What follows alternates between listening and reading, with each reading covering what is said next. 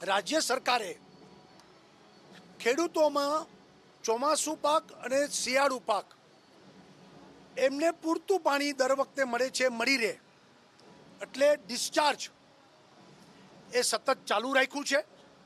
એટલે એક તરફ પાણીનો ડિસ્ચાર્જ ચાલુ છે, બીજી તરફ આવક બંધ છે, એટલે ડેમની સપાટી ઘટતી જાય છે.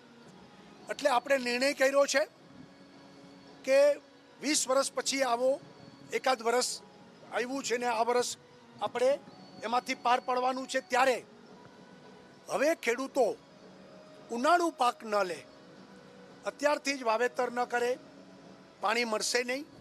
કારણ કે રાજ્ય સરકારની પ્રથમ પ્રાયોરિટી પીવાનું પાણી છે અને પીવાનું પાણી પ્રથમ પ્રાયોરિટી હોવાથી નર્મદા આધારિત 10,000થી વધુ ગામડાઓ, 167થી વધુ નગરો, 4 કરોડની પ્રજા એ નર્મદા આધારિત પીવાનું પાણી પ્રાપ્ત કરે છે. ત્યારે એમને પાણીની તકલીફ પીવાના પાણીની ન પડે એટલે પીવાના પાણીમાં કાપ કોઈ નથી.